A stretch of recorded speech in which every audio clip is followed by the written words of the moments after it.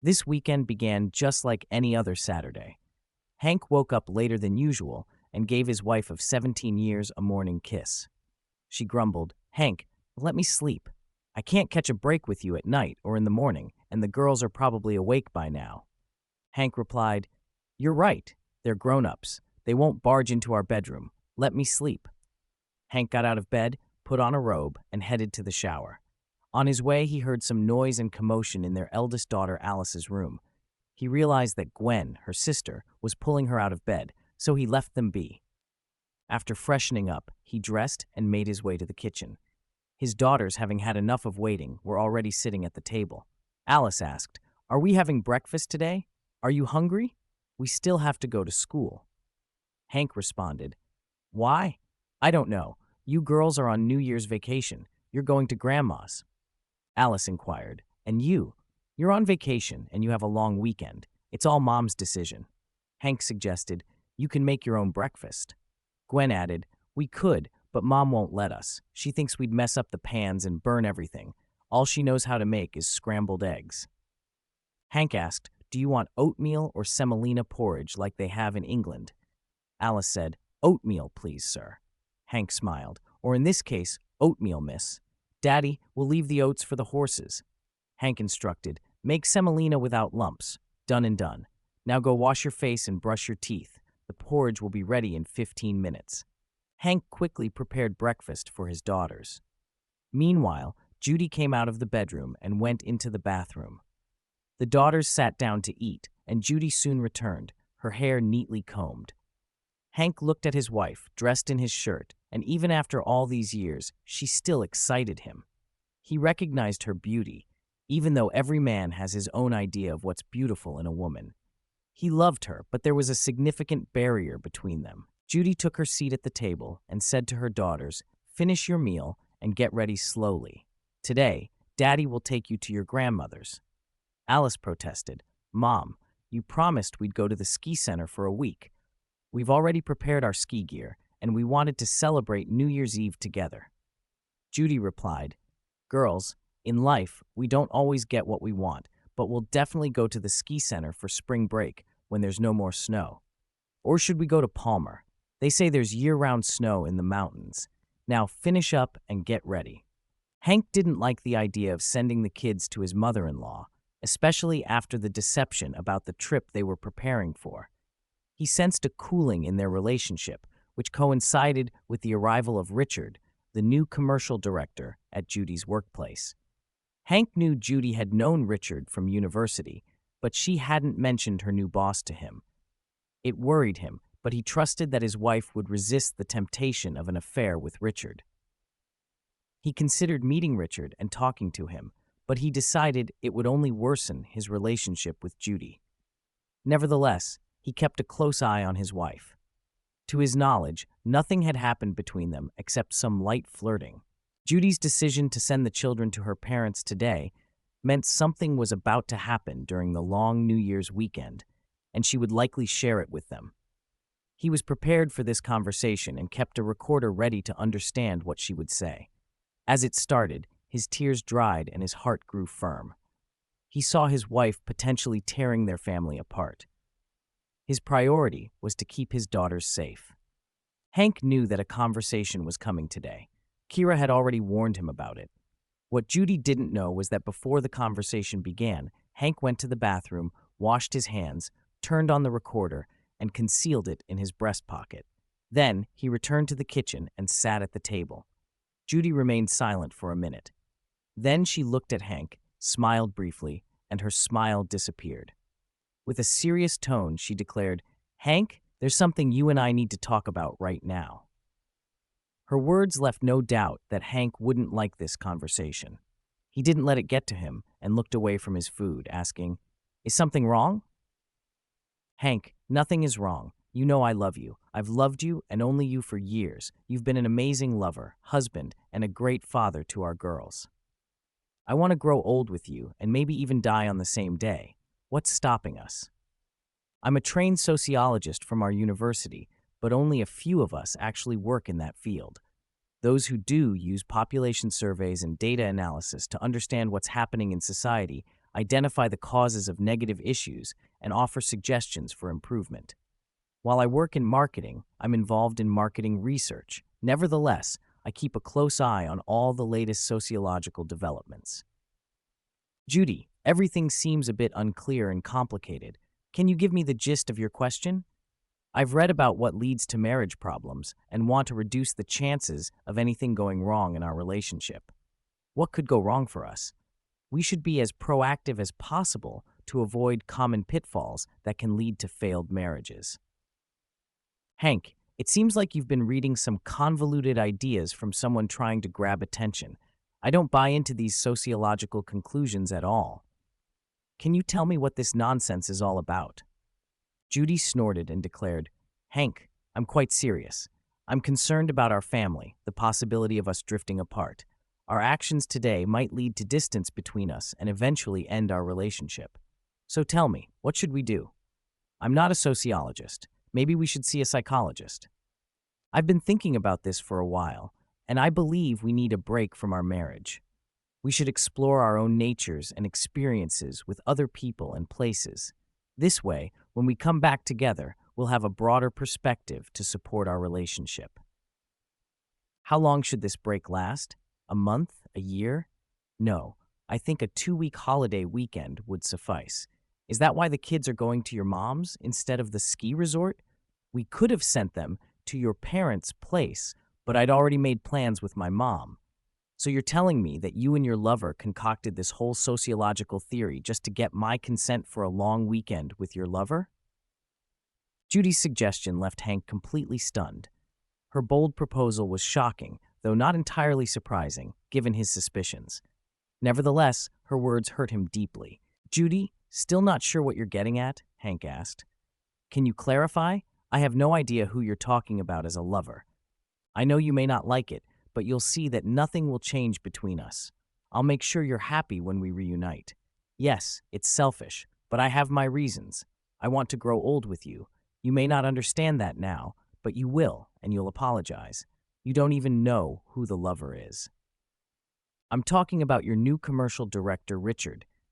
You had a passionate affair with him back in college, and only when he got tired of you did he break it off. After that, you quickly moved on to me. Not a word was said to me about your former classmate becoming your boss, and you're wrong about a lot of other things, too. What am I mistaken about? You're wrong to think that nothing will change. Everything will change. Or rather, it has already changed. What has changed? Your attitude toward me and our kids has changed. Everything in our family is changing today. Hank, I love you, and I don't know what you're imagining. I still love you. I don't know how you'll explain our divorce to your parents or to Alice and Gwen. What will they think of their parents' divorce? Hank, what are you talking about? We're not getting divorced, and our parents don't need to be involved in our personal affairs.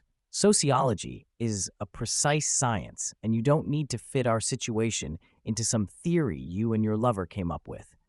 I can see that you're overcomplicating things, so I'll postpone it. You take the girls, come back, and we'll sit down to work things out. Judy, we're not resolving anything. I'm simply leaving, but you can't do this to me. I can and I will. I won't do what you suggested. My decision to divorce was spontaneous. I just decided it now, Hank, but I said I was calling it off. Yes, you did. And then you said that when I got back, we'd sit down and talk about it.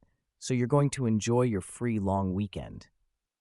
As I drive the girls around, you can consult with your Richard. Alice came into the kitchen and announced, Daddy, we're ready to go. Girls, I'll be ready in 5 minutes. Hank quickly dressed, grabbed his laptop, slung on his backpack, and without saying goodbye to his wife, headed downstairs. He started the car, waited for it to warm up a bit, and then the girls hopped into the back seat and they drove off. Judy watched them from the window. Bewildered, Hank cautiously merged onto the main road. The atmosphere in the car remained silent. Finally, Alice spoke. Daddy, Grandma lives on the other side of the road. I know, dear, but you were promised a ski lodge, and that's where we're going now. We'll figure out where to stay. Dad, are you and Mom getting a divorce? Why would you say that, Dad? We overheard you guys arguing in the kitchen today, and I'm on your side. Aren't you, Gwen? I'm on Dad's side too, but where are we going to live? Girls, We'll stay at my mom's house. I'll drop you off at school, pick up your books and clothes. For now, let's put all these worries aside and enjoy our vacation. You deserve it." Judy glanced away from the car, took out her phone, and dialed Richard, who picked up immediately. "Richard, it's Judy. I've got a problem." "No worries, I'm alone. Has your husband left yet?" "He's leaving tonight. He just went to the store. He's probably on his way. What's going on?" "He didn't react as we expected. He didn't believe me." "Who are you referring to?" "My husband. I offered him the 2-week separation we talked about, and did he agree? Turns out he's aware of your past and our connection from university. He's talking about getting a divorce." "That's not good. It's going to cause a major uproar. It'll reach the office gossip mill, and eventually, Kira will hear about it." "Kira, I'm not interested in divorcing my wife. You've never been interested, have you?" "So what do I do now? Is your husband back already?" "No, he still has to drop the girls off at my parents' and then return. I'm sure he'll come home and he's not leaving." "Tell him you've decided there's no temporary separation." "I did. He didn't believe me. He thought I'd convince him to go along with it when he got back." "When will he be here?" "I think it'll take him 3 or 4 hours." "That's our plan then. Tell him you've made your decision and there's no separation. Right now, we need to let his anger subside, and we can't let this reach our workplace under any circumstances. Otherwise, it will complicate things." Judy ended the call, feeling relieved with Richard's support. She pondered the situation and, recalling the old saying about the way to a man's heart, decided to set up the table and avoid the trouble of cooking. She got dressed and went to a cafe, ordering some takeout. She also brought a bottle of wine and placed a corkscrew beside it. She set out 2 glasses and heated up the appetizers she'd purchased in the microwave. In the living room, she turned on the TV and settled into an armchair. She wondered if her brief affair with an old flame was worth jeopardizing her family. Now, convincing her husband would be incredibly challenging, and she wasn't sure how much he knew about her relationship with Richard. She probably shouldn't have revealed to her husband that her former classmate had become her boss. She knew he'd find out eventually. As it turned out, Hank knew about her involvement with Richard and that he'd left her. It was true. Richard had vanished from her life and then suddenly reappeared. When Judy learned that he would be their commercial director, she felt an unexpected attraction. She realized it was just a fling, nothing more. Their first one-on-one conversation confirmed it. Richard had told her, "Judy, I've always liked you, but I can't risk ruining my family. Although I'm not ready to cut off contact with you, it must remain very discreet. You're married, too, as far as I know." Life had shown her the folly of her decision. Their discussions in the study had hinted at a scientific foundation, but it appeared they had underestimated something. 4 hours had gone by, and Hank hadn't returned. He should have been back by now. Judy called her mom's phone, and though there was a slight delay, her mom answered, "Daughter, I'm here. I just called to check on how you're doing. What's happening? It's wintertime out there, and the darkness falls early. We're sitting with Grandpa, and we're having a bit of an argument." "What's the argument about?" "Just the usual, the old man's way. He wanted a drink, and I refused, but he found where I hid the bottle." "And you? How are you? When will you bring your granddaughter to visit?" Judy knew from her mom's conversation that Hank hadn't arrived. After the call with her mom, she phoned Hank's parents again, and it was Hank's father, a retired military officer, who picked up. "Judy, is that you? Come on, be honest. I thought I'd call to see how you're doing." "Not yet. Is Kate here?" I inquired. "Yes, she's here. Come on in," she replied, closing the door behind her. A few moments later, Kate entered the room.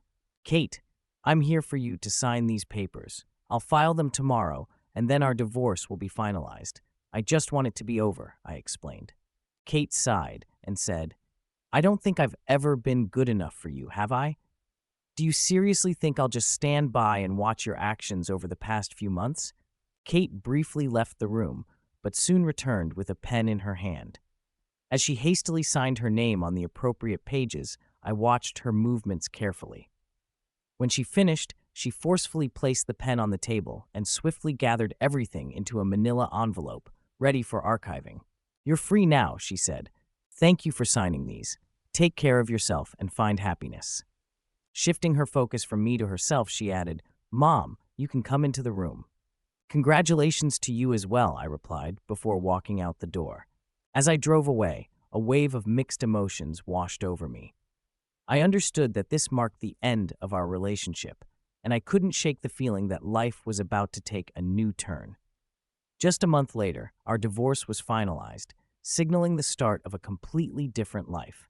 In due course, I received unexpected news from Kate's father. He informed me that after our divorce, Kate had asked Paul to leave his wife and marry her. However, Paul made it clear to Kate that he couldn't do that. He admitted that their relationship had no romantic feelings for her. It seemed that after such a revelation, Kate had to come to terms with the fact that she would have to continue her life without me and without Paul, learning the lessons from our past relationship. Kate now resides with her parents in search of a new job after being disgracefully dismissed from her previous one, just like Paul, thanks to me. According to her father, Kate is unhappy. She's had several encounters, but they involved either married men seeking only intimacy or men with questionable reputations. Engaging in indiscriminate close relationships led Kate to contract a psychiatric illness, and she's now in therapy. Come on, pour a drink. Alice and Gwen returned from the dance around 11 p.m.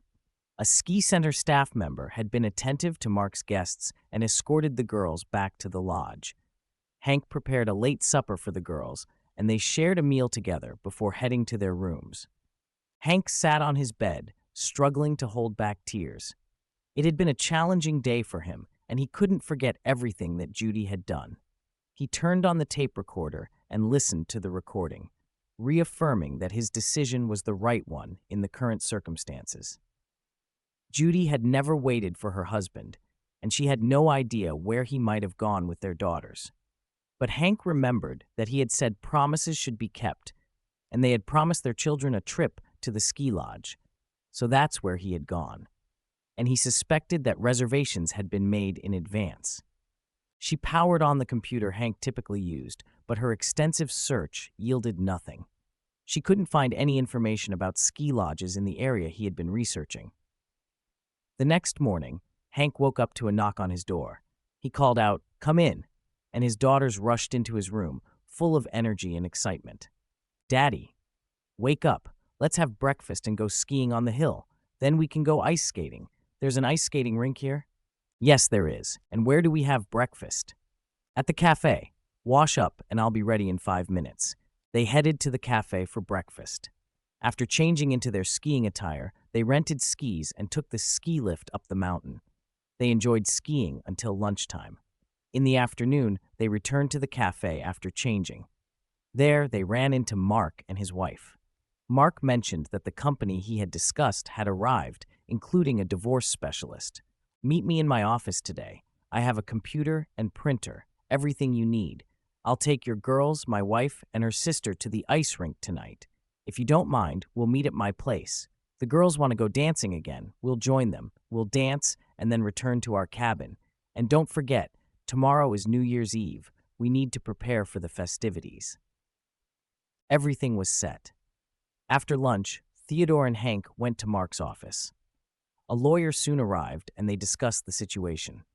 Maria explained the current legal landscape to Hank, which he was not very familiar with. She advised him against making rash decisions about their apartment, saying, "Keep in mind that your girls will grow up and have their own families. They will need their own space. If you move into the apartment with them now, there might be a new husband in the future, which could complicate matters. But I can't imagine living in the same apartment as her. Try to envision it and consider proposing a partition. First, explain to your wife that you'll be filing for divorce in court.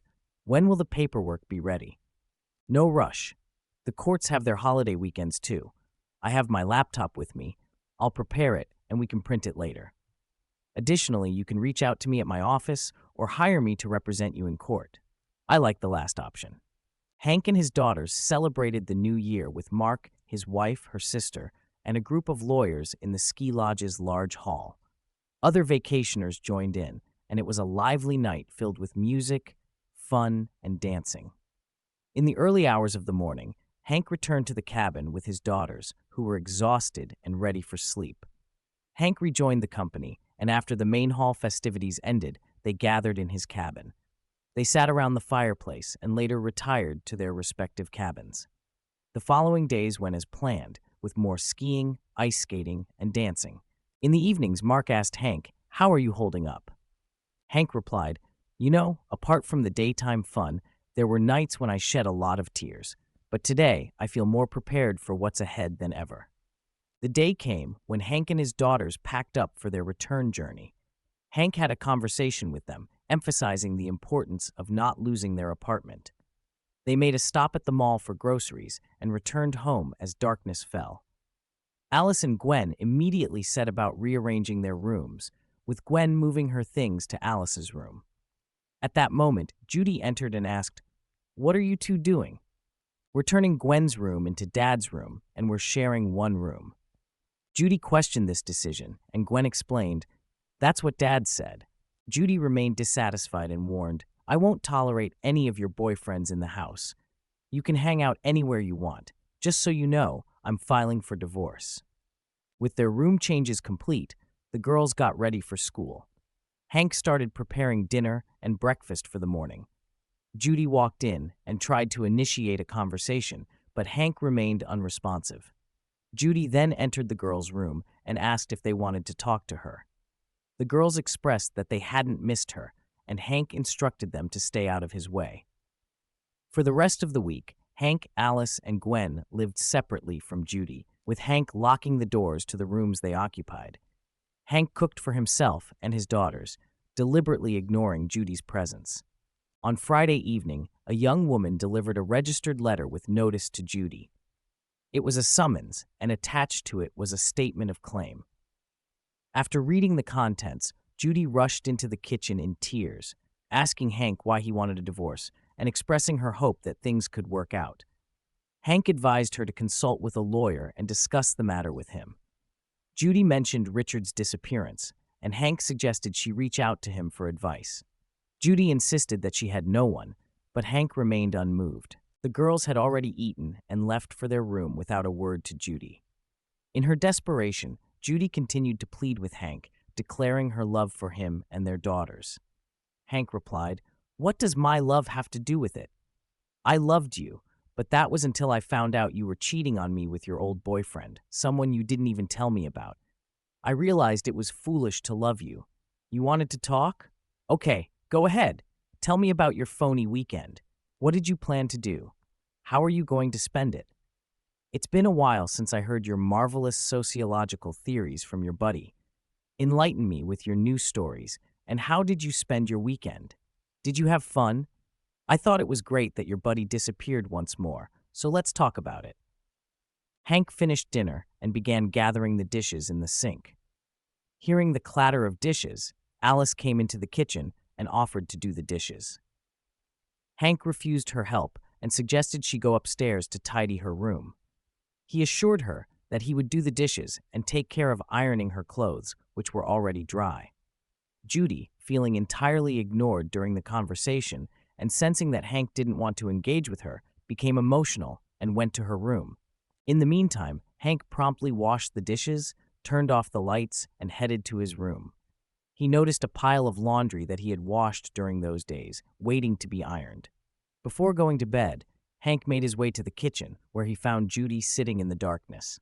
Upon seeing him, she said, "Hank, none of this was planned. It just happened. I was seeing Richard at university, and then he suddenly disappeared. No, I wasn't pursued or pressured into it. Very few people knew we were dating, and hardly anyone knew he broke up with me. Out of the blue, he appeared at our workplace. We began to interact due to work-related activities, and one day he asked me to have lunch. At first, it was just lunch, nothing more. Then something changed. However, he made it clear from the start that there should be no suspicious encounters, and everything had to be carefully planned to avoid our spouses finding out. I reluctantly agreed, thinking it was a fling with no future. This temporary separation was meant to be our first and only date." "So, is that why you concocted this story you told me? I didn't realize it would go this far, and I agreed to Richard's proposal." Hank, can't you see that he was just using you? Can you really be so naive? No, it's not that. It's been a while since you've complimented me on my looks, my clothes, or my modern hair.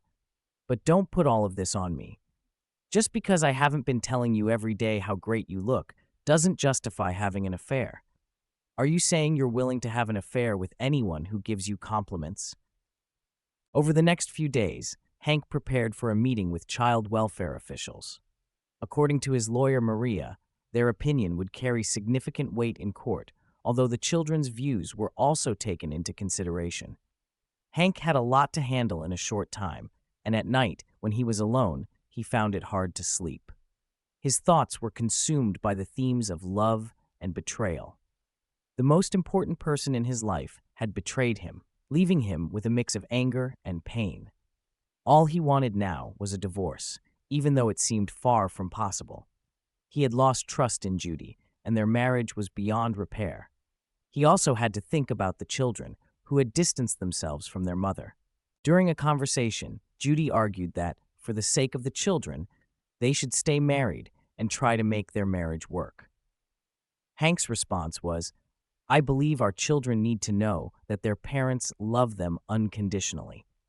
Our daughters are not responsible for what happened.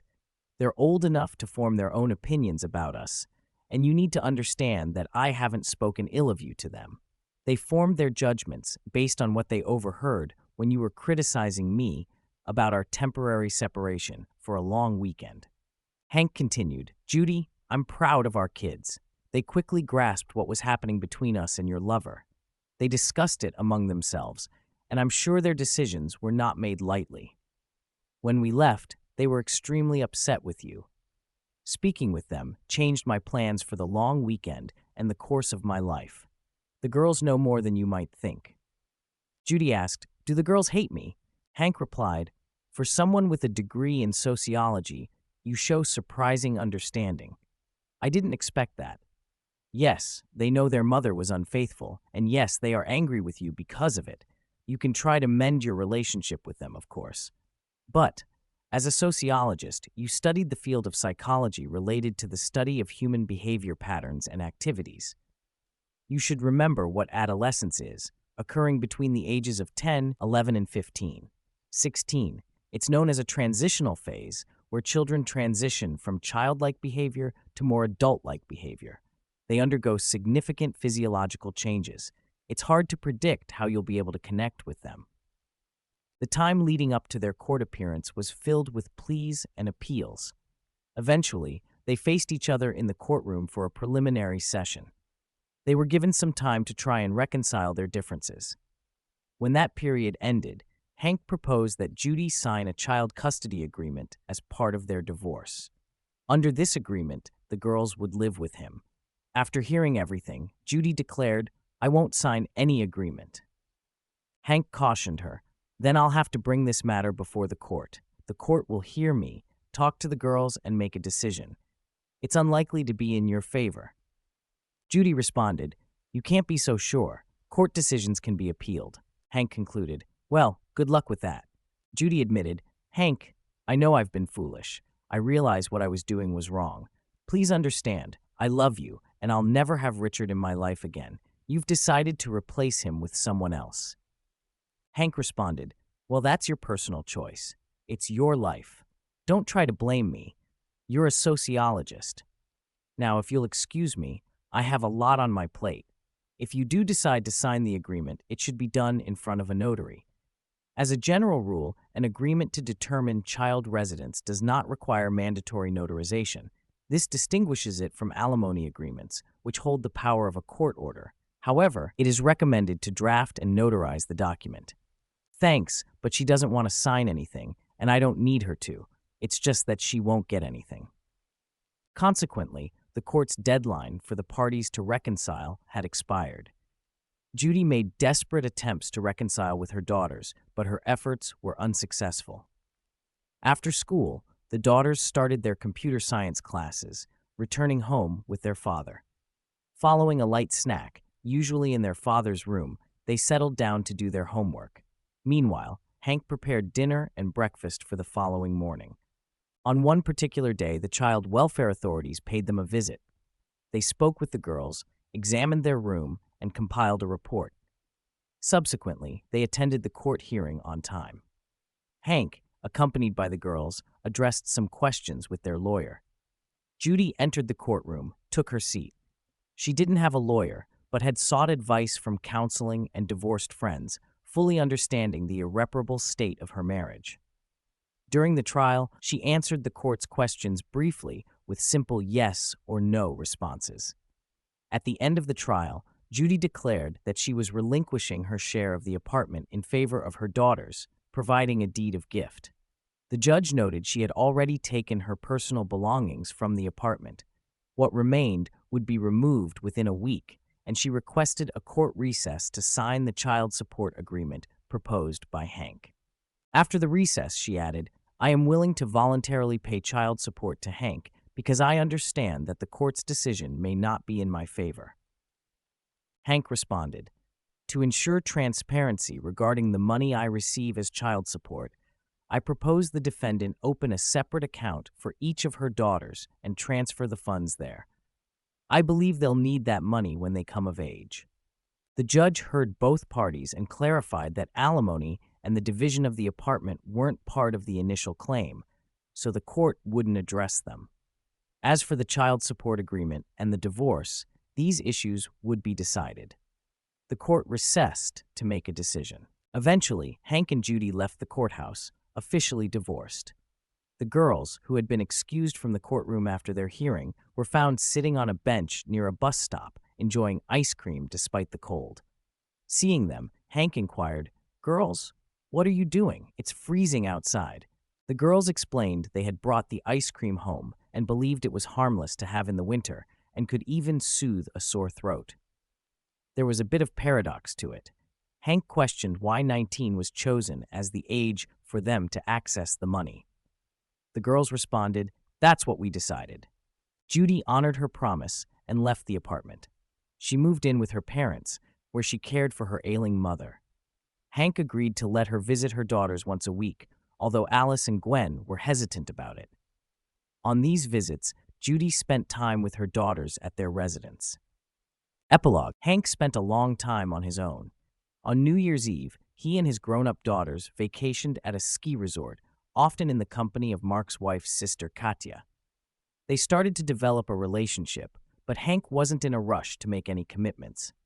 For him, the most important focus in life remained his daughters, whom he continued to nurture and guide. Katya didn't have any children of her own, but she got along well with Alice and Gwen. Although there was some initial jealousy on the part of the girls, Hank treated Judy respectfully, allowing her to visit their daughters and maintaining communication. However, they were no longer a couple or friends. Alice and Gwen matured without causing difficulties. Hank, who surrounded his daughters with love and care, saw the arrival of Katya as something that brought their family closer together. Judy experienced a challenging year. Her parents passed away one after the other. Hank helped her with the funerals, but their shared grief didn't mend their relationship. For a considerable time, Judy lived independently, with her daughters as her primary social circle. Eventually, she began dating a lonely widower from a neighboring house. Richard, her former partner, never reappeared in town. His whereabouts remained unknown, even to his ex-wife Kira, who had remarried soon after their divorce.